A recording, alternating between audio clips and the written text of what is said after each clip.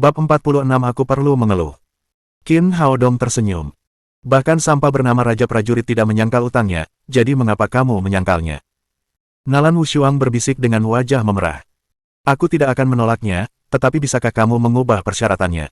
Mengubah persyaratan. Tangan kanan Qin Haodong menyentuh dagunya. Dia tampak mempertimbangkannya beberapa saat dan berkata, baiklah, bagaimana kalau kamu memberikan ciuman untuk menutupi utang? Ini tidak akan berhasil, mungkin satu kali lagi, bagaimana kalau aku memberimu 500.000 yuan yang kumenangkan? Qin Haodong tersenyum lagi. Tidak, apakah aku terlihat seperti penggali emas, lepaskan celana dalammu dan berikan padaku, atau cium aku, tidak ada pilihan lain. Baiklah. Nalan Wushuang ragu-ragu sejenak. Berciuman terdengar lebih mudah daripada melepas celana dalamnya, jadi dia mematuk wajah Qin Haodong, seperti ekor capung yang menyentuh permukaan air. Namun, dia terlalu malu untuk berciuman lebih lama. Dia berbalik dan segera lari. Ciuman itu berakhir sebelum Qin Haodong bersiap untuk menerimanya, jadi dia berteriak dengan ketidakpuasan, hei, yang itu tidak masuk hitungan, terlalu cepat dan kualitasnya buruk, saya akan pergi ke Biro Pengawasan Kualitas untuk mengeluh. Tetapi tidak peduli seberapa keras dia berteriak, Nalan Wushuang bergegas keluar dari gerbang sanatorium tanpa berbalik. Para penjaga di gerbang itu sudah tidak asing lagi bagi Nalan Wushuang, tetapi mereka merasa aneh saat melihat wanita muda pemarah itu bertingkah seperti ini hari ini, seperti seorang ibu rumah tangga muda yang pemalu. Qin Haodong merasa senang karena dia mengalahkan Raja Prajurit yang sok penting, menyanjung si cantik, dan mendapatkan lebih dari 10 juta. Dia bersiul dan pulang.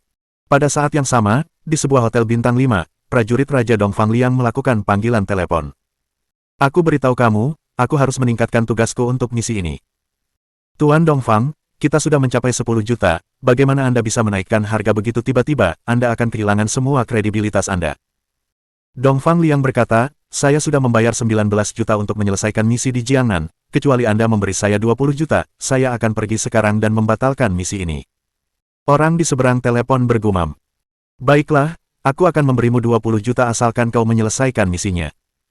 Jangan khawatir, aku tidak akan mengecewakanmu, aku menunggu waktu yang tepat. Dongfang Liang menutup telepon setelah itu. Suasana hatinya yang tertekan sedikit membaik.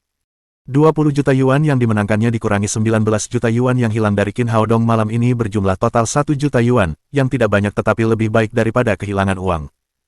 Keesokan paginya, Qin Haodong datang ke villa keluarga Lin seperti biasa. Ermao langsung menghampirinya begitu dia masuk. Kedua makhluk kecil itu tumbuh begitu cepat, dan mereka tampak lebih tinggi dari kemarin. Dongfang Liang membawa 8 temannya ke gerbang villa Lin, mengawal Lin Momo bekerja. Setelah sarapan, Qin Haodong dan Lin Momo mengantar gadis kecil itu keluar dari gerbang. Dia tersenyum saat melihat Dongfang Liang. Raja prajuritku yang agung, apakah kamu masuk angin tadi malam? Dongfang Liang bersenandung dan mengabaikan Qin Haodong. Dia membuka pintu untuk membiarkan Lin Momo masuk. Qin Haodong memeluk gadis kecil itu di lengannya dan mengikutinya. Setelah mengantar Tang-Tang ke taman kanak-kanak, Qin Haodong berkata kepada Lin Momo, bagaimana kalau aku bekerja denganmu? Saya ke sana untuk bekerja, kamu mau kemana? Anda bisa memberi saya pekerjaan, saya sekarang sedang berlibur, dan saya bisa mengambilnya sebagai pekerjaan paruh waktu, kata Qin Haodong. Apa yang bisa kamu lakukan? Tanya Lin Momo. Orang berbakat seperti saya bisa melakukan apa saja, bagaimana dengan sekretaris pribadi Anda? Seperti yang Anda tahu, saya akan mengerjakan pekerjaan saya di siang hari dan bos saya di malam hari. Qin Haodong mengedipkan mata pada Lin Momo saat dia mengatakan itu, dan memberinya wajah, kamu tahu apa yang kumaksud. Omong kosong. Sekretaris. Aku tidak membutuhkannya. Lin Momo berpikir sejenak dan berkata, yah, dokter kesehatan di perusahaan kami baru saja berhenti. Kamu bisa mengisi jabatannya, tetapi keterampilan medismu membuatmu terlalu memenuhi syarat. Tidak apa-apa, aku akan baik-baik saja selama aku bersamamu, kata Qin Haodong. Baiklah, kalau begitu kamu bisa mulai bekerja denganku hari ini, gaji bulananku adalah 10.000. Tidak masalah, saya bisa melakukannya secara gratis. Qin Haodong mengikuti Lin Momo dan masuk ke dalam mobil. Dia pasti tidak melakukan ini demi uang. Dia ingin tetap bersama Lin Momo karena itulah satu-satunya cara agar dia bisa berhenti mengkhawatirkannya setelah 2 pembunuhan yang mereka alami. Dongfang Liang melotot ke arah Qin Haodong saat dia naik mobil, dan itulah satu-satunya cara untuk memprotes sebagai seorang penjaga. Dia memimpin iring-iringan mobil dan pergi ke Lin's Group. Di gerbang Lin's Group, banyak orang berkumpul di alun-alun kecil. Di tengah alun-alun, sebuah mobil sport Maserati berwarna merah terparkir, dan di depan mobil tersebut, banyak bunga mawar yang ditaruh dalam bentuk hati. Mawar-mawar ini segar, dengan tetesan embun di beberapa bagian, mengeluarkan aroma yang memabukkan. Total ada 9.999 mawar. Seorang pria muda berjas Armani putih berdiri di depan mobil Maserati. Jujur saja, dia tampak tampan, dan dia semakin menarik perhatian dengan membuat keributan besar. Dia putra tertua keluarga Feng. Tak lama kemudian seseorang mengenali pemuda itu. Ia adalah putra sulung dari grup Feng di kota Jiangnan, Feng Tianda. Grup Feng adalah salah satu grup terbesar di Jiangnan, yang bergerak di bidang industri perhiasan. Mereka memiliki separuh dari toko perhiasan di Jiangnan, dan separuh lainnya dimiliki oleh grup Lin. Tidak ada yang tahu mengapa dia ada di sini hari ini karena biasanya grup Feng dan grup Lin bersaing. Beberapa wanita di sini bahkan membayangkan geng Tianda ada di sini untuk mengungkapkan cintanya kepada mereka. Feng Tianda rupanya menikmati tatapan mata yang hangat di sekelilingnya. Ia memeriksa Rolex seharga 1 juta di pergelangan tangannya. Saat itu sudah pukul 8.30 pagi, dan Lin Momo akan segera tiba. Dia membetulkan postur tubuhnya di depan mobil Maserati, dan membuat dirinya tampak lebih tampan. Dia menopang dagunya dengan lengan di mobil, dan banyak wanita di sekitarnya berteriak. Apa-apaan ini? Apakah mereka buta? Aku sudah menyerah pada sikap kuno itu puluhan tahun yang lalu. Seorang pria berkata dengan marah. Bukan itu intinya adalah mobil di belakangnya. Tidak ada yang peduli padamu karena kamu mengendarai skuter, dan dia mengendarai Maserati seharga jutaan. Baiklah, sudahlah, kita berhenti bicara dan kembali ke lokasi konstruksi untuk memindahkan batu bata. Kontraktor memanggil kita. Pada saat ini, tim Lin Momo melaju dan perlahan menepi di gerbang Lin Group. Begitu Lin Momo turun dari mobil, dia melihat bunga mawar berbentuk hati di gerbang. Dia juga melihat Feng Tianda dan sikapnya yang sok. Dia menampik semua pengejarnya dan bersikap dingin demi Tang-Tang selama bertahun-tahun. Dan itu berhasil karena adegan seperti ini belum muncul lama hingga hari ini. Pengejar lain muncul, Feng Tianda, orang yang paling dibencinya. Feng Tianda adalah putra dari Feng Ziying, ketua keluarga Feng's Group. Lin Momo dan dia belajar di perguruan tinggi yang sama, dan dia mengenalnya dengan baik. Dia adalah pria yang penuh perhitungan dan agresif. Dan dia tahu bahwa Feng Tianda memiliki tujuan lain. Dia ingin menggabungkan Lin's Group dan memanipulasi seluruh industri perhiasan di Jiangnan. Momo, itu dia. Feng Tianda datang begitu melihat gadis itu ada di sana. Dia tersenyum dan berkata, ini 9.999 mawar yang kuberikan padamu, apakah kamu menyukainya? Sekarang para penonton tahu bahwa dia adalah pengejar Lin Momo. Tidak heran dia mencoba membuat keributan besar. Namun, sifat dingin Lin Momo sudah ada sejak lama, dan hampir tidak ada harapan dia bisa berhasil. Aku tidak menyukainya. Seperti yang diharapkan para penonton, Lin Momo menolak Feng Tianda dengan dingin. Momo, kenapa kamu selalu menjauhi orang lain? Kita teman sekolah dan saling kenal, kita akan menjadi pasangan yang cocok. Aku tahu kamu punya anak perempuan. Tapi aku tidak peduli, aku akan memperlakukannya seperti anakku sendiri. Itu tidak perlu, aku sudah punya pacar. Kata Lin Momo. Minggirlah, Feng Tianda, aku akan pergi bekerja. Itu tidak mungkin, Momo, jangan bohong padaku, kenapa aku tidak tahu kamu punya pacar? Feng Tianda mengulurkan tangan untuk memegang lengan Lin Momo saat berkata demikian. Qin Haodong benci melihat pria ini mengejar istrinya dan menjadi ayah dari putrinya, tetapi sebelum dia bergerak, Dong Fangliang bergegas mendekat. Ini adalah hari kerja pertama Dong Fangliang dan dia tahu ini adalah kesempatan bagus baginya untuk tampil.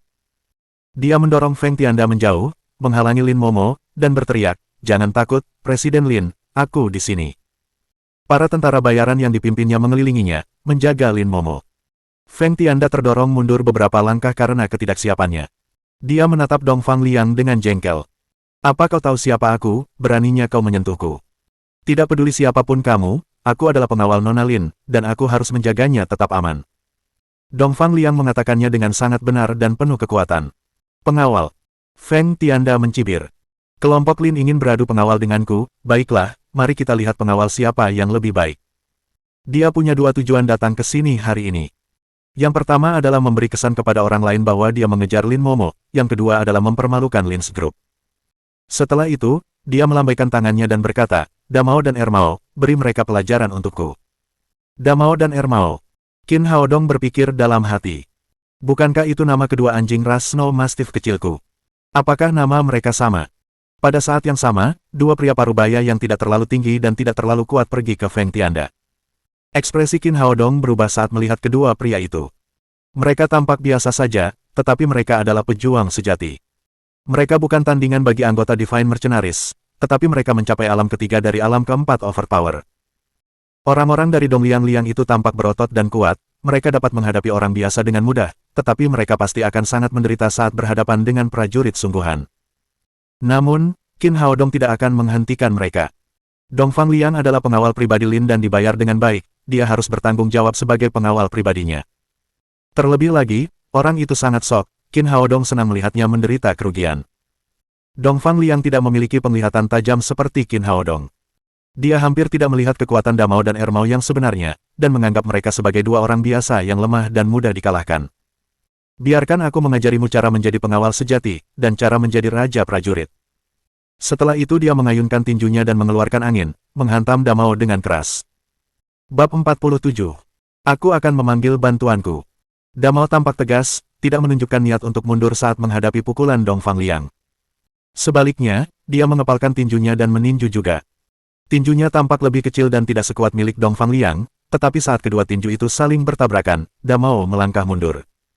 Dongfang Liang menjaga keseimbangannya sebelum melangkah mundur 3 atau 4 langkah. Ekspresi Dongfang Liang tiba-tiba berubah, tidak menyangka kekuatan sebesar itu keluar dari tubuh Damao yang lemah. Namun, apapun yang dipikirkannya, Damao tidak pernah memberinya kesempatan untuk beristirahat. Damao melangkah maju dan menendang dada Dongfang Liang. Dongfang Liang mencondongkan tubuhnya ke satu sisi dan menghindari tendangan itu. Kemudian dia bertarung dengan Damao. Di sisi lain, Ermao bertarung dengan tentara bayaran Dongfang Liang. Ternyata para tentara bayaran biasa ini masih memiliki celah yang besar saat berhadapan dengan prajurit sungguhan. Sekitar 3 menit kemudian, Damao menendang Dongfang Liang ke udara, tetapi tidak pernah lepas dari tanah setelah dia mendarat. Rekan-rekannya yang lain juga telah dijatuhkan ke tanah oleh Ermao, sambil menangis dan menjerit. Feng Tianda menyeringai puas saat melihat pemandangan di depannya.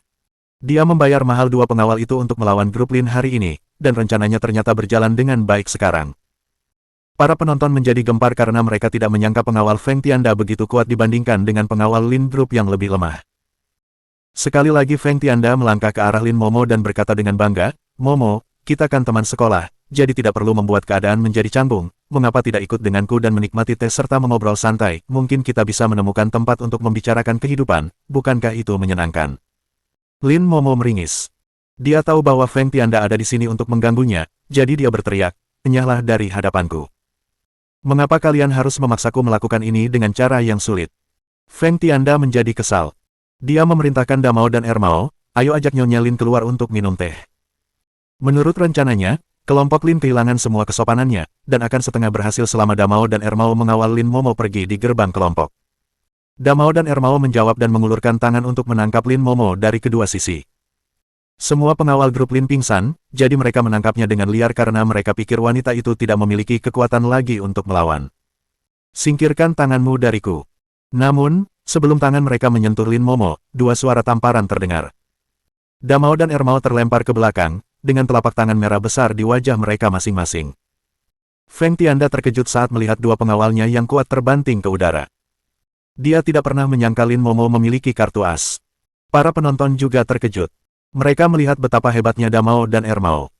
Sekarang setelah mereka dijatuhkan dengan mudah, banyak penonton yang tampak bersemangat karena mereka tahu ini akan menjadi pertandingan yang spektakuler. Tentu saja Qin Haodong.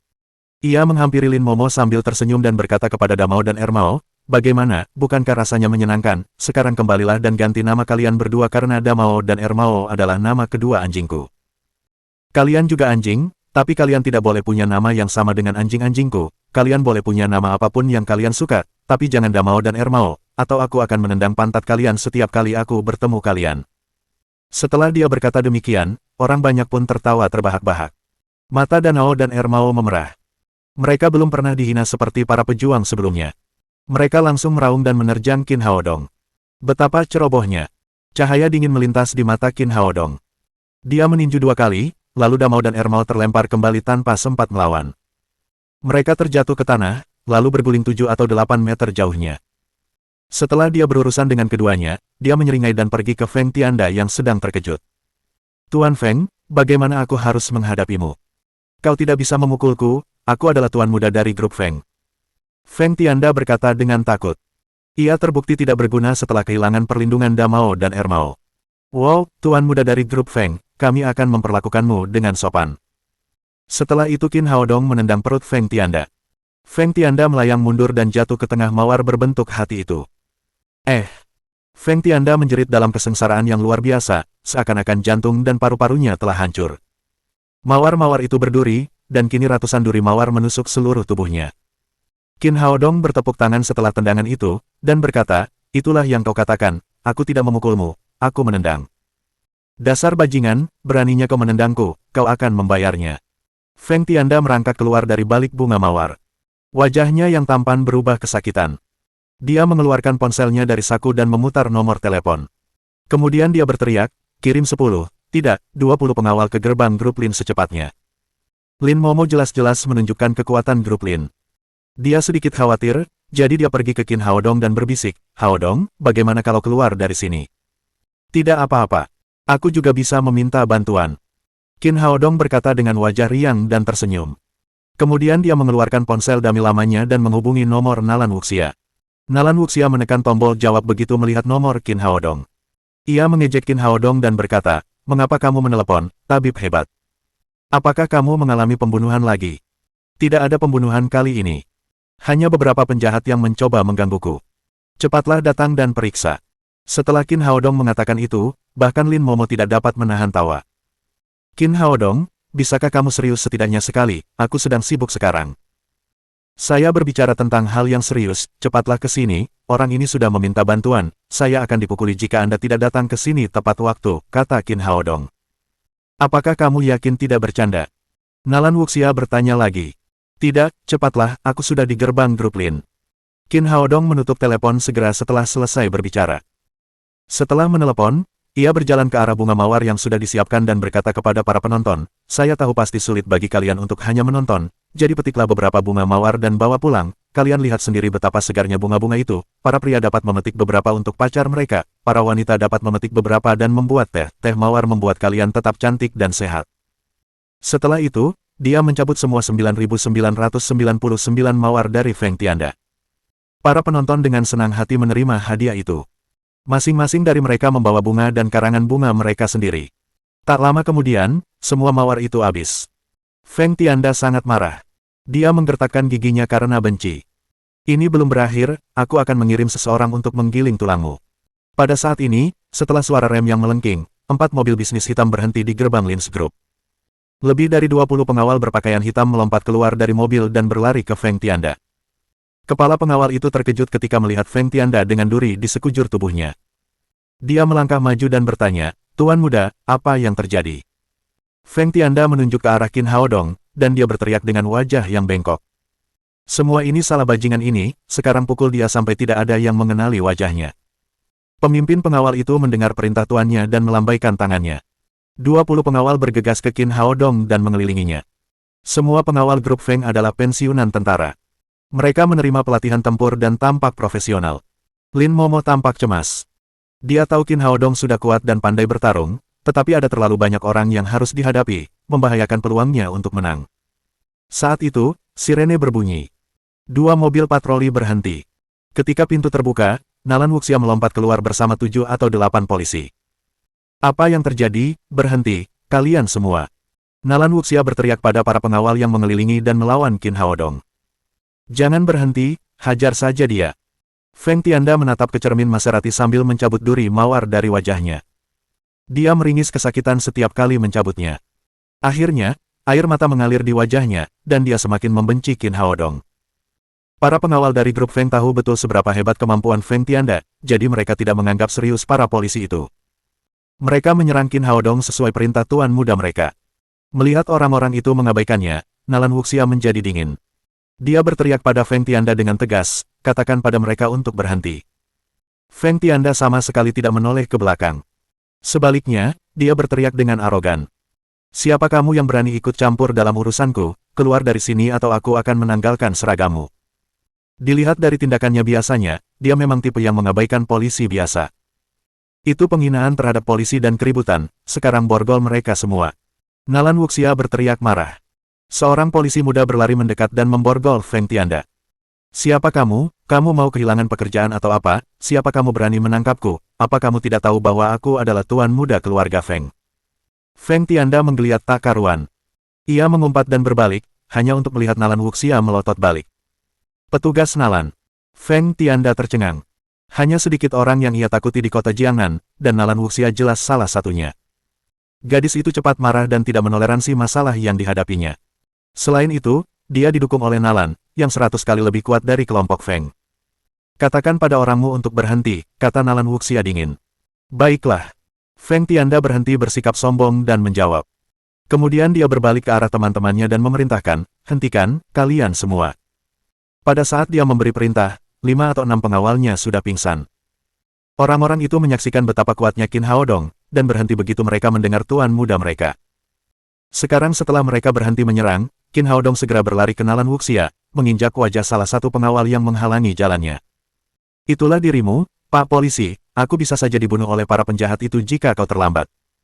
Melihat Qin Haodong berpura-pura tidak bersalah, Nalan Wuxia berpikir dalam hati, apakah kamu akan mati jika tidak bertindak seperti itu? Jelas, kamulah yang memukul mereka. Berhentilah bersikap seolah-olah kamulah yang menderita kerugian.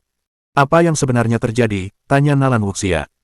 Pak Polisi, penjahat itu menganiaya Presiden Lin, saya memberinya pelajaran tentang keadilan, dia memanggil banyak orang untuk menyerang saya, Anda harus melindungi hak-hak saya. Omong kosong, tidak seperti itu kejadiannya. Feng Tianda tampak siap membantah, tetapi tergagap karena cemas. Qin Haodong mengabaikannya begitu saja dan menunjuk ke arah Dong Fangliang dan mereka yang berdiri di tanah. Lihat, Pak Polisi, mereka adalah pengawal Presiden Lin, lihat mereka, betapa parahnya luka mereka. Nalan Wuxia menoleh ke Feng Tianda. Apakah kamu melakukan ini? Bab 48 Dokter Kesehatan. Memang benar Damao dan Ermao telah melukai Dong Fangliang. Feng Tianda merasa sulit untuk menyangkalnya karena dia tidak dapat menemukan alasan yang tepat. Pak Polisi, Anda tidak perlu bertanya kepadanya, saya punya saksi di sini. Qin Haodong menunjuk ke arah penonton.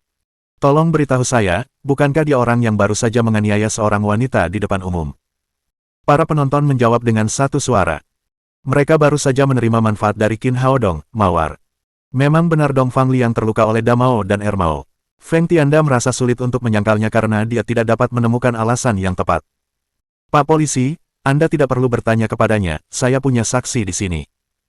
Qin Haodong menunjuk ke arah penonton di sekitarnya sambil berkata, tolong beritahu saya, bukankah dia orang yang baru saja menganiaya wanita di depan umum? Ya, para penonton menjawab dengan satu suara. Mereka baru saja menerima manfaat dari Qin Haodong. Mawar-mawar itu adalah jenis-jenis pilihan yang harganya paling tidak 10 yuan di toko-toko bunga. Meskipun pemilik sebenarnya dari mawar-mawar itu adalah Feng Tianda, Qin Haodong hanya menghadiahkannya. Oleh karena itu, orang-orang itu tidak berterima kasih kepada Feng Tianda, sebaliknya, mereka menghargai kemurahan hati Qin Haodong. Nalan Wuxia terkejut mendengar teriakan orang banyak. Dia hampir tidak mengerti mengapa begitu banyak orang mendukung Qin Haodong. Dan yang lebih membingungkannya adalah bunga mawar di tangan mereka. Apakah hari ini adalah hari Valentine? Semuanya, tolong beritahu aku, bukankah dia si pengganggu yang memulai keributan? Qin Haodong tidak berhenti, sebaliknya, dia berteriak. Kali ini suaranya menggelegar dengan sangat keras. Lebih banyak penonton yang tercengang dan berkumpul di sekitarnya. Pengganggu seperti dia seharusnya ditangkap dan dihukum, benar kan? Ya. Sekali lagi para penonton menjawab serempak. Qin Haodong berbalik dan berkata kepada Nalan Wuxia sambil tersenyum nakal, petugas, Anda lihat, mereka semua adalah saksi saya, dan suara mereka setara dengan opini publik. Nalan Wuxia lebih menyukai Qin Haodong sejak awal. Dia melambaikan tangannya setelah melihat pemandangan itu, dan menunjuk ke arah rekan-rekan Feng Tianda. Bawa dia pergi. Itu tidak adil, dia juga telah melukai orang-orangku. Feng Tianda menunjuk Damao dan Ermao yang sedang muntah darah, kau lihat, mereka terluka parah. Hentikan omong kosong itu namanya membela diri, perintah Nalan Wuxia dingin. Singkirkan mereka. Setelah mendengar perintah tersebut, dua polisi mengawal Feng Tianda ke mobil patroli. Melihat majikan mereka dibawa pergi oleh polisi, para pengawal itu tidak berani berkata apa-apa. Mereka menggendong Damao dan Ermao yang tergeletak di tanah, dan menopang para pengawal yang terluka lalu pergi dengan panik. Cahaya bersinar di mata Lin Momo saat dia melihat Qin Haodong menangani kekacauan itu. Pemuda itu tampak kurang ajar, tetapi dia tampak seperti pria yang terorganisir. Dia menangkap inti dari segalanya, dan menendang Feng Tianda yang terkenal itu. Terlebih lagi, sekarang Feng Tianda tidak punya cara untuk menghubunginya kembali. Polisi tidak melakukan apapun terhadap Feng Tianda meskipun ia ditangkap karena status sosial tinggi yang dimiliki Feng, namun grup Lin menang hari ini, dan grup Feng kehilangan muka. Setelah semua hal ini ditangani, Nalan Wuxia berbisik kepada Qin Haodong. Aku tahu trik apa yang kau mainkan, aku akan menganggap ini sebagai bantuan, aku berutang padamu. Aku melihat rasa terima kasihmu, mengapa tidak menikah denganku sebagai hadiahnya, kata Qin Haodong dengan nakal. Tidak mungkin aku akan melakukannya. Nalan Wuxia berbalik sambil berkata demikian. Dan dia menginjak kaki Qin Haodong dengan sepatu hak setinggi 10 cm, membuat Qin Haodong melolong kesakitan. Polisi mengawal Feng Tianda pergi saat para penonton bubar. Lin Momo dan Qin Haodong memasuki gedung kantor Lin's Group. Saat mereka memasuki kantor presiden, Lin Momo berkata kepada Qin Haodong, terima kasih atas apa yang telah kamu lakukan hari ini, aku benar-benar tidak tahu bagaimana ini akan berakhir. Tidak apa-apa, itu bagian dari pekerjaanku, pria itu mengganggu wanitaku, dia seharusnya merasa beruntung aku tidak mematahkan kakinya. Kamu. Mendengar Qin Haodong mengklaimnya sebagai wanitanya, Lin Momo tersipu. Seriuslah dan pergi bekerja, atau aku akan memotong gajimu bulan ini. Setelah itu, dia mengangkat telepon kabel internal perusahaan dan menghubungi sebuah nomor. Tak lama kemudian, asistennya An Biru keluar dari pintu sebelah. An Biru sedikit terkejut saat melihat Qin Haodong. Dia menyapanya dan berkata, Dr. Qin, Anda di sini. Saya di sini sekarang, dan saya tidak akan pergi, kata Qin Haodong sambil tersenyum. Mulai hari ini, dia adalah dokter perawatan kesehatan di perusahaan kami. Lin Momo berkata, Kakak An, tolong perkenalkan Dr. Qin ke ruang perawatan dan kembalilah, aku perlu bicara denganmu. An Biru mengangguk dan meninggalkan kantor presiden bersama Qin Haodong. Dr. Qin, mengapa Anda ada di kelompok kami? Anda layak mendapatkan lebih dari sekadar dokter kesehatan dengan keterampilan medis Anda. Qin Haodong tidak pernah menyebutkan hubungannya dengan Lin Momo. Dia tersenyum dan berkata, saya tidak keberatan, saya sedang bekerja untuk magang liburan saya, dan saya akan melakukannya selama saya bisa mendapatkan uang untuk membayar biaya kuliah. Rumah sakit itu berada di lantai atas gedung Lin's Group. Ketika An Biru menerima Qin Haodong, seorang dokter bertubuh pendek, gemuk, dan setengah baya yang gemar bermain game di ponsel. Dia menyingkirkan teleponnya begitu melihat An Biru masuk. Kemudian dia berkata dengan wajah menyanjung, Asisten An, di sanalah Anda, apakah Anda merasa tidak nyaman, obat apa yang Anda butuhkan, biar saya ambilkan untuk Anda. Saya di sini untuk memperkenalkan seseorang, kata An Biru. Kemudian dia memperkenalkan Qin Haodong dan pria gemuk itu satu sama lain, Dr. Zhang Ziji, ini Dr. Qin Haodong, dia karyawan baru. Selamat datang, anak muda. Zhang Ziji berjabat tangan dengan Qin Haodong dengan sangat hangat, terutama karena An Biru yang memperkenalkannya. Senang bertemu denganmu, saudara Zhang. Qin Haodong bersikap sopan. Setelah penyelesaian sederhana, An Biru meninggalkan rumah sakit. Melihat An Biru pergi, Zhang Ziji bertanya kepada Qin Haodong, Qin kecil, kamu berasal dari perguruan tinggi mana? Saya masih kuliah, ini tahun keempat saya. Dengan baik. Wajah Zhang Ziji menunjukkan bahwa dia mengerti segalanya. Dia menduga Qin Haodong menggunakan koneksi untuk datang ke sini untuk menghabiskan waktu. Dia akan pergi saat masa kontrak dimulai, jadi dia tidak akan tinggal lama.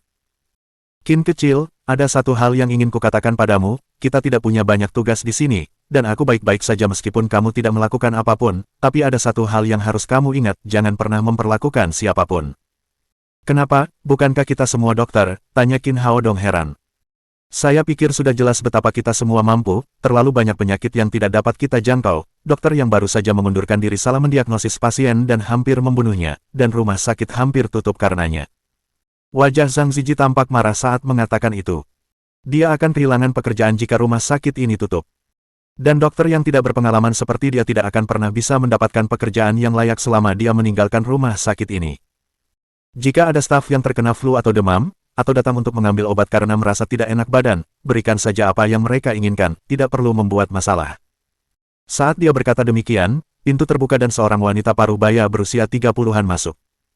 Wanita itu memancarkan kecantikan, tetapi tampak agak tertekan, memberi kesan kepada orang-orang bahwa dia mungkin sulit bergaul. Dia menutupi dadanya dengan satu tangan dan mengerutkan kening. Sepertinya dia merasa tidak nyaman. Apakah Anda merasa tidak nyaman, Direktur Zhang? Zhang Ziji menyambutnya dengan senyum hangat. Wanita itu adalah Direktur Keuangan Lin's Group, Zhang Wanlu. Dia adalah salah satu orang yang memiliki kekuasaan di perusahaan ini, dan terkenal karena sifatnya yang pemarah. Zhang harus menjaganya dengan baik. Zhang Wanlu berkata, jantungku tidak enak, jantungku berdetak terlalu cepat, berikan aku pereda jantung yang bertindak cepat. Tunggu sebentar, aku akan mengambilkannya untukmu. Zhang Ziji berkata sambil berlari ke lemari obat. Dia mengeluarkan sebotol pereda jantung cepat dan memberikannya kepada Zhang Wanlu. Zhang Wanlu membuka botol dan mengeluarkan beberapa pil untuk ditelan. Saat itu dia mendengar seseorang berkata, tunggu sebentar, kamu tidak mengalami serangan jantung, pil-pil itu tidak akan membantu. Alisnya semakin berkerut. Kemudian dia berbalik dan melihat pembicara, seorang pria muda berusia 20-an. Siapa kamu? Zhang Zijie terkejut. Dia berlari ke arah Qin Haodong dengan tergesa-gesa dan berbisik kepadanya. Apa kamu sudah gila? Aku bilang jangan rawat pasien, kita tidak boleh membuat wanita itu marah, jangan buat dirimu dalam masalah, dan jangan buat rumah sakit dalam masalah. Setelah itu, dia tersenyum pada Zhang Wanlu. Direktur Zhang, Dr. Qin baru di sini, dan dia suka membuat lelucon, dia mencoba mengolok-oloknya. Dia pikir dia bisa lolos begitu saja, tetapi Qin Haodong mengabaikannya dan melanjutkan, saya mungkin suka bercanda, tetapi saya tidak pernah bercanda tentang penyakit pasien. Zhang Zijie benar-benar ingin bergegas dan menyumpal mulut Qin Haodong, tetapi tidak bisa. Dia begitu gugup hingga dia menghentakkan kakinya. Omong kosong, bagaimana kau tahu aku tidak terkena serangan jantung? Zhang Yan bertanya dengan dingin. Saya seorang dokter, dan saya mendiagnosis. Emosi Qin Haodong tidak berubah. Takikardia Anda disebabkan oleh spondilosis serviks, bukan jantung Anda selalu merasa pusing, mual, dan semua komplikasi itu karena tulang belakang Anda yang buruk, benar kan? Penampilan Zhang Wanlu sedikit berubah karena Qin Haodong benar. Dia memang sering mengalami gejala-gejala tersebut. Jadi, apakah ini benar-benar masalah tulang belakang, bukan jantung? Gejala-gejala itu dapat dengan mudah diredakan dengan pijatan, kata Qin Haodong. Ia menarik kursi di depan Zhang Wanlu. Beri saya waktu 5 menit dan saya akan meredakan semua gejala Anda. Jaga dirimu, Qin Haodong, tulang belakang bukanlah tempat yang bisa dipijat oleh sembarang orang, jika kamu memijatnya dengan cara yang salah, ada kemungkinan besar dia akan lumpuh. Zhang Zijie memang cemas. Qin Haodong adalah seorang mahasiswa yang akan tinggal di sini paling lama 2 bulan. Dan dia tidak akan menderita banyak kerugian bahkan jika sesuatu terjadi hari ini. Namun bagi Zhang Zijie, dia tidak mampu kehilangan pekerjaannya karena dia memiliki keluarga yang harus dinafkahi. Jangan khawatir, aku akan membantunya berdiri lagi meskipun dia benar-benar lumpuh, apalagi jika itu adalah kelainan tulang belakangnya, kata Qin Haodong dengan bangga. Melihat bahwa dia tidak dapat meyakinkan Qin Haodong, Zhang Zijie berkata kepada Qin Wanlu, Direktur Zhang, jangan dengarkan Qin kecil, dia hanya seorang magang di perguruan tinggi, tidak ada yang akan bertanggung jawab jika sesuatu terjadi padamu. Zhang Zijie mencoba menghentikan Qin Haodong meskipun itu mungkin menyinggung perasaannya. Namun tanpa diduga, Zhang Wanlu duduk di kursi setelah ragu-ragu sejenak. Kali ini aku percaya padamu, jangan mengecewakanku. Apa? Zhang Zijie tercengang. Dia tidak tahu mengapa Zhang Wanlu, seorang wanita yang sulit bergaul, mempercayai Qin Haodong. Apakah karena dia tampan? Bahkan Zhang Wanlu sendiri tidak dapat mengerti, dia hanya mempercayai pemuda di hadapannya tanpa alasan. Mengecewakanmu, itu tidak akan terjadi, hanya butuh waktu kurang dari 1 menit. Qin Haodong berkata sambil berdiri di belakang Zhang Wanlu dan memijat. Saat dia mengulurkan tangannya, kecemasan Zhang Zijie meningkat lebih dari sebelumnya. Seolah-olah kedua tangan itu dapat mematahkan leher Zhang Wanlu kapan saja. Namun seiring berjalannya waktu, alis Zhang Wanlu yang berkerut mengendur, dan mengendur seolah dia menikmatinya. Masalah kecil di tulang belakang itu tidak terlalu berarti bagi Qin Haodong. Tak lama kemudian, ia memperbaiki keadaan dan membersihkan meridian yang tersumbat dengan ki asli kayu hijau.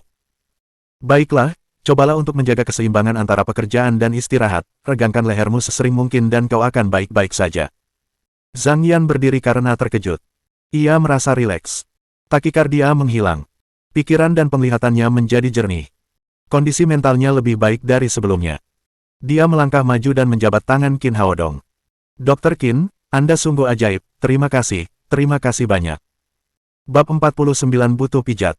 Sama-sama, itulah tujuanku di sini, kata Qin Haodong santai.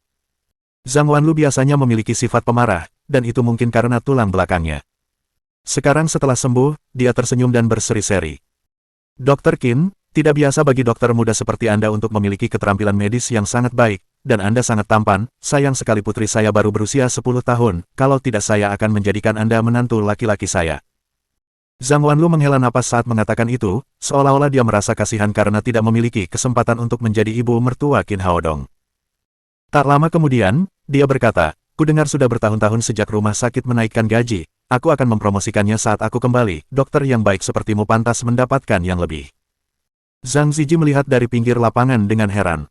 Ia tidak percaya apa yang dilihatnya. Rasanya seperti mimpi bahwa dokter magang di hadapannya ini menyembuhkan Zhang Wanlu, dan rumah sakit akan memperoleh kenaikan gaji. Dan dia tidak memprosesnya sampai Zhang Wanlu pergi dan menutup pintu. Qin kecil, Aku salah, tolong maafkan aku. Qin Haodong tersenyum riang. Tidak masalah. Tujuan utamanya berada di sini adalah untuk melindungi Lin Momo, jadi dia tidak terlalu memedulikan hal lain. Qin kecil, aku ingin menjelaskan, aku punya alasan sendiri. Zhang Zijie berkata. Beberapa hari yang lalu, setelah Dr. Liu salah didiagnosis, banyak orang menyarankan agar kita menutup rumah sakit. Untungnya, Presiden Lin tidak menerimanya. Saya paham situasi yang saya hadapi, dan jika dipecat, saya tidak akan pernah punya kesempatan untuk mendapatkan pekerjaan sebaik ini. Ibu saya sudah berusia 70-an, anak saya baru saja masuk sekolah dasar, dan istri saya tidak punya pekerjaan. Saya tidak tahu bagaimana hidup jika saya kehilangan pekerjaan. Itulah sebabnya saya tidak ingin Anda mendiagnosis Direktur Zhang. Namun ternyata saya terlalu khawatir, keterampilan medis Anda ratusan kali lebih baik daripada saya, dan sekarang saya sepenuhnya yakin. Pembicaraan jujur dari pria gemuk yang terus terang itu meninggalkan kesan yang baik pada Qin Haodong. Jangan khawatir, Saudara Zhang, rumah sakit tidak akan pernah tutup selama saya di sini. Terima kasih, saya harus belajar dari Anda jika saya punya kesempatan di masa depan. Zhang Zijie berkata dengan sungguh-sungguh. Setelah mengobrol beberapa saat, keduanya menjadi lebih dekat. Begitu pintu terbuka, seorang gadis muda berusia 20-an masuk. Dia adalah karyawan perusahaan, Zhao Xiaoyan. Zhang gendut, ambilkan aku obat sekarang. Zhao Xiaoyan adalah orang yang supel dan akrab dengan Zhang Zijie, jadi wajar saja jika dia berbicara sangat tidak sopan. Xiaoyan, mengapa tidak mencoba pijat jika kamu merasa tidak enak badan? Zhang Zijie kini benar-benar yakin dengan keterampilan memijat Qin Haodong. Ia mencoba membujuk Zhang Xiaoyan untuk melakukannya. Namun wajah Zhang Xiaoyan memerah dan berteriak marah. Gendut, apa yang kau katakan? Xiaoyan, aku tidak bercanda, kakakku punya keterampilan memijat terbaik yang bisa menyembuhkan apapun yang membuatmu sakit. Si gendut Zhang, aku akan pergi dan memberitahu presiden kalau kamu tidak diam. Zhao Xiaoyan bermain bulu tangkis dengan teman-temannya tadi malam. Dan dia mencabut otot dadanya karena dia tidak berlatih secara resmi dan berusaha terlalu keras. Dia datang ke rumah sakit untuk minum obat merah, tetapi tanpa diduga, Zhang Zijie menawarinya pijat. Jelas, dia ingin memanfaatkannya. Zhang Zijie tidak tahu apa yang terjadi. Dia bingung karena dia melakukan promosi dan pengenalan untuk Qin Haodong, apakah dia salah?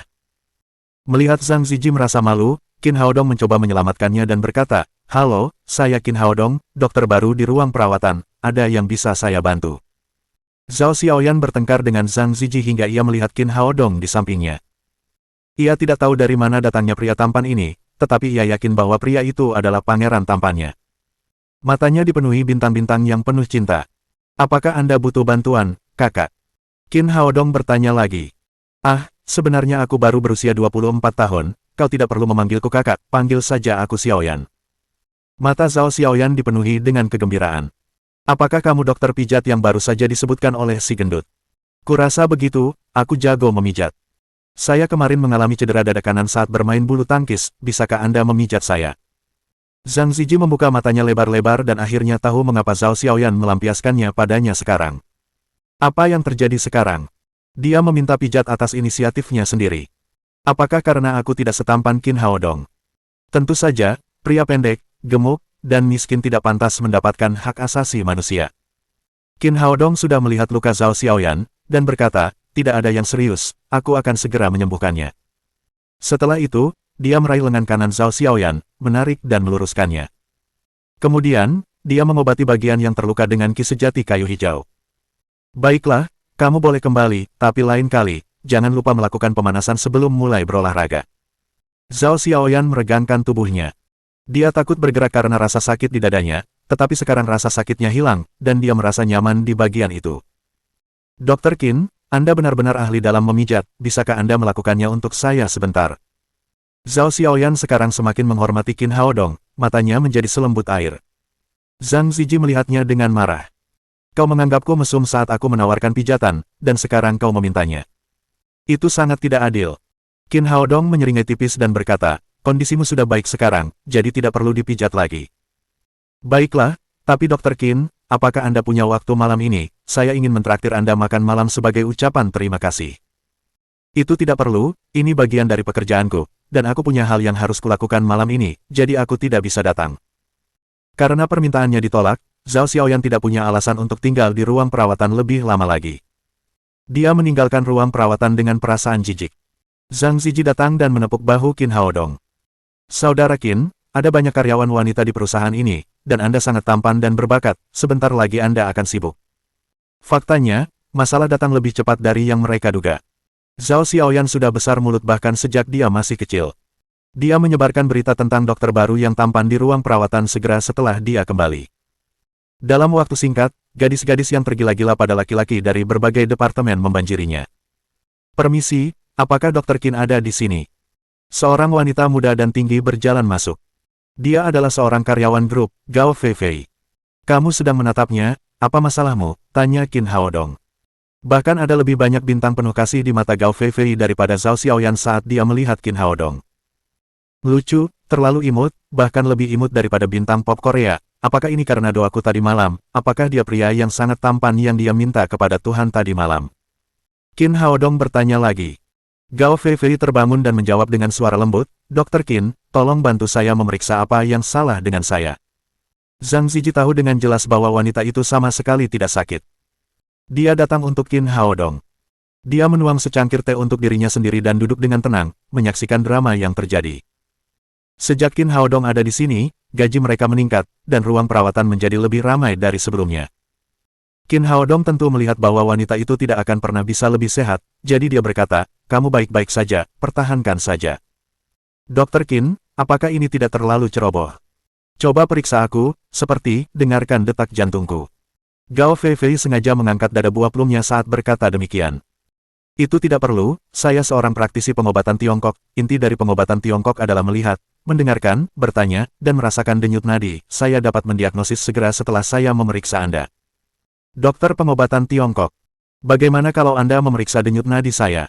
Gao Feifei berkata. Kemudian dia melangkah maju dan meraih tangan Qin Haodong. Qin Haodong merasa canggung. Apakah kamu akan membiarkanku merasakan denyut nadimu, atau kamu yang merasakan denyut nadiku? Dia harus memegang pergelangan tangan Gao Feifei, berharap dia akan segera pergi. Kemudian dia berkata, kamu benar-benar sehat, tanpa masalah. Benarkah, tapi aku punya masalah. Mata Gao Feifei yang panjang dan menggoda menatap tajam ke arah Qin Haodong, siap menancap ke dalam dagingnya. Baiklah, kalau begitu beritahu aku di mana masalahnya. Aku. Gao Feifei menahannya cukup lama dan akhirnya berkata, aku punya jerawat kecil di sini, bisakah kamu mengobatinya untukku? Engah. Zhang Zijie terbatuk-batuk hebat begitu menyeruput tehnya. Biasanya orang-orang memohon agar diberi kesehatan, tetapi wanita ini memohon agar diberi penyakit. Jerawat kecil di sudut mulutnya hampir tidak terlihat oleh orang-orang yang rabun dekat, jadi itu tidak dianggap sebagai masalah. Qin Haodong sudah kehabisan akal menghadapi wanita itu, dan tidak bisa marah karenanya. Oleh karena itu, dia meraih pergelangan tangan Gao Feifei dan mengirimkan petunjuk tentang ki sejati kayu hijau. Dengan bantuan ki asli kayu hijau, dahi Gao Feifei menjadi halus dan jerawat kecilnya pun memudar. Baiklah, kamu bisa kembali. Gao Feifei mengeluarkan cermin kecil dan memeriksanya. Ia terkejut karena kulitnya terlihat lebih baik. Ya Tuhan, Dr. Qin, keterampilan medismu luar biasa, bagaimana kau bisa menyembuhkanku secepat ini? Gao Feifei memanfaatkan kesempatan itu, namun sayang, 7 atau 8 wanita muda bergegas masuk ke ruang perawatan pada saat yang bersamaan. Sekarang penyakitmu sudah hilang, pergilah, ada yang mengantre. Para wanita itu mendorong Gao Feifei keluar sambil berkata demikian, lalu mengepung Qin Haodong. Dr. Qin, payudaraku kecil, bisakah kamu? Dr. Qin, saya selalu merasa hampa, kesepian, dan kedinginan, bisakah Anda membantu saya menemukan jalan keluar? Dr. Qin, saya merasa sulit tidur sendirian di malam hari, apakah ada cara untuk mengatasinya? Bagaimana kalau Anda datang ke rumah saya dan mengobati saya di malam hari? Seiring berjalannya waktu, semakin banyak wanita yang memadati ruang perawatan, dan akhirnya, Zhang Zijie mendorong pintu masuk ke koridor. Qin Haodong benar-benar terjebak dalam masalah. Ternyata hanya sedikit dari wanita-wanita itu yang datang untuk menemui dokter. Kebanyakan dari mereka hanya memanfaatkannya, dan itu sangat mengganggunya. Akhirnya, hari sudah siang. Dia menyuruh semua wanita itu keluar, dan pergi ke kantin kelompok untuk makan siang bersama Zhang Zijie. Saudara Qin, duduklah di sini, saya yang traktir hari ini, rumah sakit kita terbakar hari ini karena Anda. Zhang Zijie berkata sambil berjalan ke jendela makanan. Qin Haodong tidak menolaknya. Dia tidak mengenal tempat itu karena ini adalah hari pertamanya, jadi dia memilih meja secara acak dan duduk. Namun setelah dia duduk, tidak butuh waktu lama sebelum sekelompok wanita mengelilinginya. Dr. Qin, saya makan daging babi rebus tadi siang, bagaimana kalau kita memakannya bersama? Daging babi rebusnya terlalu tebal, saya punya ikan kukus di sini, Dr. Qin, ikan baik untuk kesehatan Anda. Ikan itu punya banyak tulang, bagaimana kalau tulangnya tersangkut di tenggorokannya, aku punya udang rebus. Dalam waktu singkat, para wanita dari grup Lin mengepung Qin Haodong. Di hadapannya, semua jenis hidangan lezat. Ketika Zhang Zijie kembali setelah membawakan piring-piring, dia terkejut karena tidak ada tempat tersisa untuknya. Bab 50 Tim. Lin juga makan siang di ruang makan pada siang hari. Satu-satunya perbedaan adalah bahwa para manajer puncak perusahaan memiliki ruang pribadi terpisah yang bukan untuk karyawan biasa. Ketika dia selesai makan siang dan keluar, dia melihat Qin Haodong dikelilingi oleh wanita-wanita cantik. Wajahnya berubah dan berkata kepada An Biru, aku merasa agak tidak enak badan, minta Dr. Qin untuk datang ke kantorku nanti. Qin Haodong merasa sangat canggung sehingga ia makan siang dengan cepat dan sederhana lalu melarikan diri dari para wanita cantik itu. Begitu ia keluar dari ruang makan, ia melihat An Biru berdiri di pintu sambil menatapnya sambil tersenyum. Kakak An, ada apa? Tanya Qin Haodong. Presiden Lin mengatakan dia merasa sedikit tidak nyaman, dia ingin Anda datang ke kantornya dan memeriksanya. Oh. Qin Haodong menanggapi dan mengikuti An Biru ke kantor Lin Momo. Dia berpikir dalam hati bahwa Lin Momo baik-baik saja di pagi hari. Mengapa dia tiba-tiba merasa tidak nyaman? Setelah tiba di kantornya, An Biru kembali ke kamarnya. Qin Haodong menatap Lin Momo dan tidak melihat ada yang salah dengan tubuhnya. Momo, ada apa denganmu? Tanya Qin Haodong. Lin Momo terus menatap Qin Haodong dan membuatnya merasa sedikit khawatir. Setelah beberapa saat, dia berkata, aku tidak bisa menemuimu jika aku tidak sakit, bukan? Apakah itu mengganggumu? Berdiri agak heran untuk beberapa saat, Qin Haodong segera mengerti apa yang terjadi dan tertawa. Begitu ya, kamu tidak senang. Mengetahui kecemburuan dan ketidaksenangan Lin karena dirinya, Qin Haodong memeluknya. Begitu dia hendak menggoda Lin Momo, ponselnya berdering di sakunya. Siapa yang menelepon saat ini? Qin Haodong melihat ponsel daminya. Itu adalah nomor telepon Nalan Wushuang. Saat dia menekan tombol jawab, dia mendengar, Dr. Qin, kakek telah mengumpulkan kelompok prajurit pertama yang diberhentikan karena cedera. Mereka semua telah tiba di tempat sabar, kapan Anda akan datang dan melihat mereka? Wah, cepat sekali. Qin Haodong sedikit terkejut. Orang-orang ini semuanya adalah prajurit yang hebat, beberapa bahkan menjadi raja prajurit di suatu daerah. Mereka harus meninggalkan ketentaraan karena luka-luka mereka. Jadi ketika mereka mendengar seseorang dapat menyembuhkan luka-luka mereka, mereka segera bergegas ke sini, mengingat mereka sedang terburu-buru. Tentu saja itu cepat. Baiklah, jemput aku, kita berangkat sekarang, kata Qin Haodong. Setelah menutup telepon, Lin Momo bertanya, ada apa? Aku sedang melakukan satu hal, aku akan memberimu kejutan dalam beberapa hari, aku akan keluar di sore hari, jadi aku tidak bisa menjemput si kecil bersamamu di malam hari.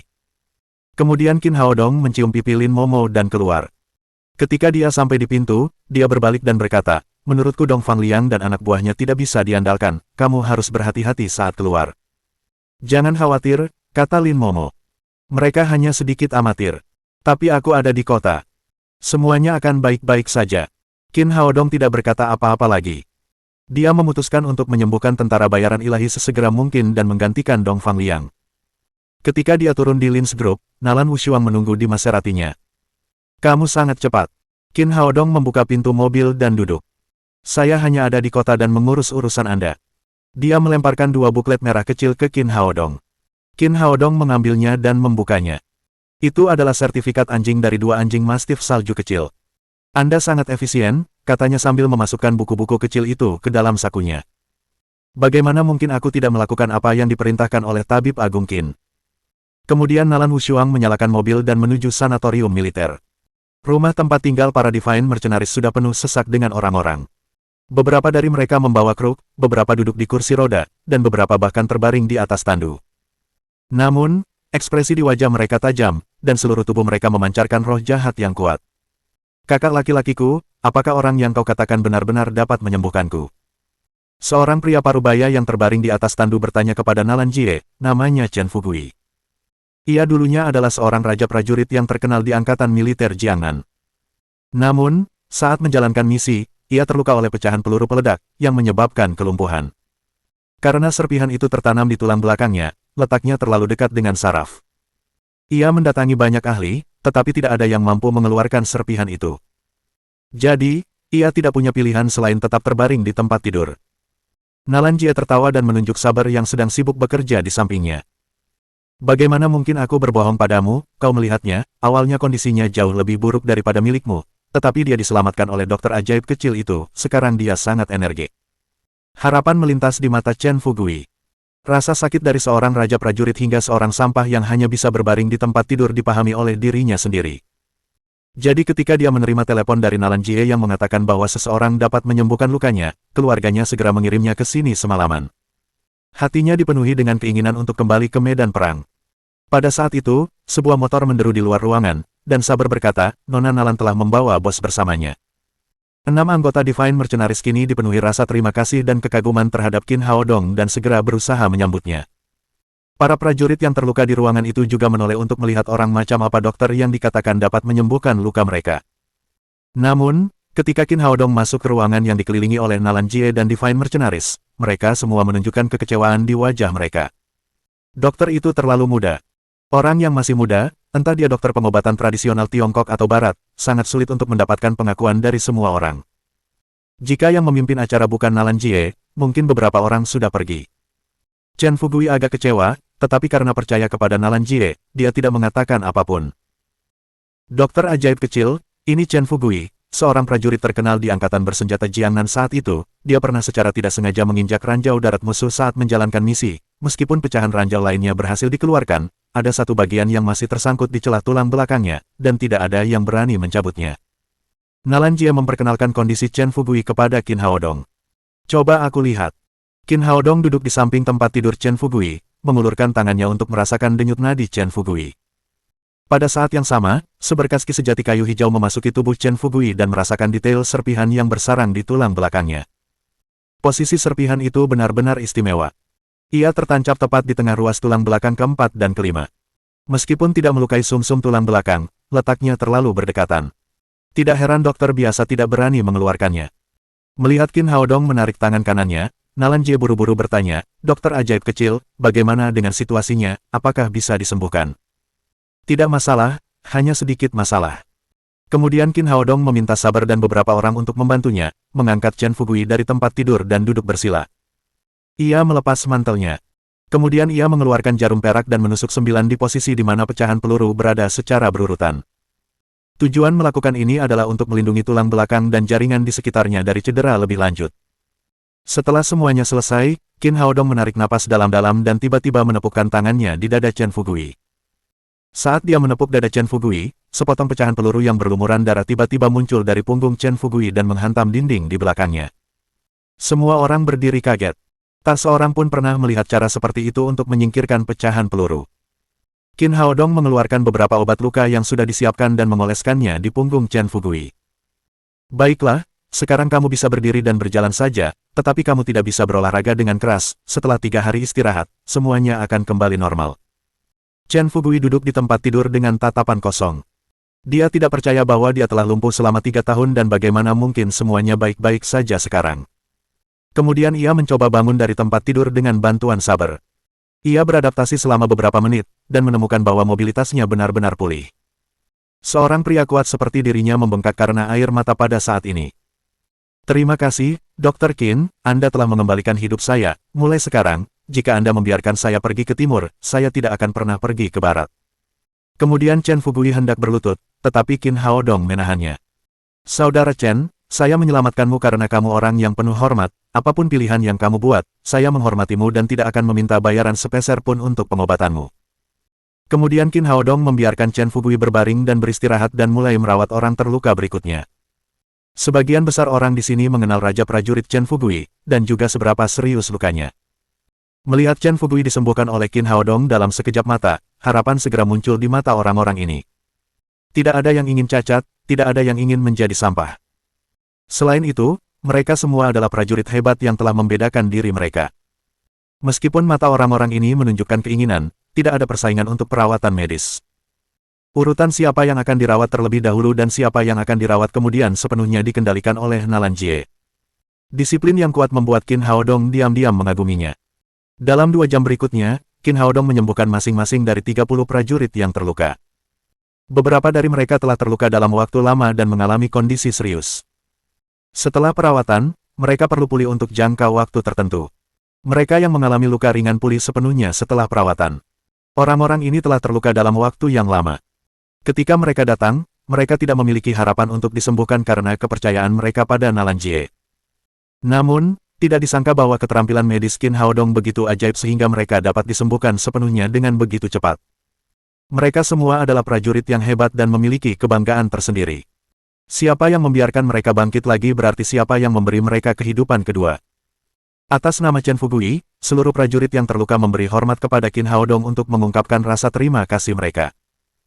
Qin Haodong berkata, "Kalian, Tuan Nalan mungkin sudah memberitahu kalian tentang perusahaan keamanan yang saya dirikan, tetapi saya ingin menekankan bahwa perlakuan saya sepenuhnya karena kontribusi kalian terhadap Tiongkok dan rasa hormat saya kepada kalian, itu tidak ada hubungannya dengan masalah perusahaan keamanan. Siapapun yang tidak mau tinggal, bisa pergi kapan saja. Bagi yang mau tinggal, saya akan menyambut Anda dengan hangat, gaji pokoknya 3 kali lipat dari pekerjaan sejenis lainnya, dan, baik Anda pergi atau tinggal, saya tidak akan mengenakan biaya sepeser pun untuk perawatan. Kami akan bertahan." Ucap para veteran itu serempak. Pertama, mereka sangat menghargai Qin Haodong. Kedua, karena mereka sudah keluar dari militer, sulit untuk menemukan pekerjaan dengan gaji yang baik di tempat lain. Karena semua orang bersedia tinggal, Qin Haodong tersenyum lebar. Orang-orang ini akan menjadi timnya di masa depan. Qin Haodong menyerahkan 15 juta yuan yang dimenangkannya dari Dong Fangliang kepada Saber, sehingga ia dapat segera mempersiapkan pendirian perusahaan keamanan. Setelah semuanya diatur, Qin Haodong kembali masuk ke mobil Nalan Wushuang. "Kita mau kemana?" tanya Nalan Wushuang. "Pergi ke pasar grosir bahan obat, saya harus membeli beberapa bahan obat," kata Qin Haodong. Dia sekarang merasa bahwa waktu pemulihan selama seminggu terlalu lambat bagi Saber dan orang lain, sementara kebutuhan mendesak akan personel masih ada di kelompok Lin Momo. Jadi dia memutuskan untuk membuat pil pemberi semangat kecil untuk mempercepat pemulihan tentara bayaran ilahi. Tetapi juga untuk meningkatkan kultivasinya sendiri.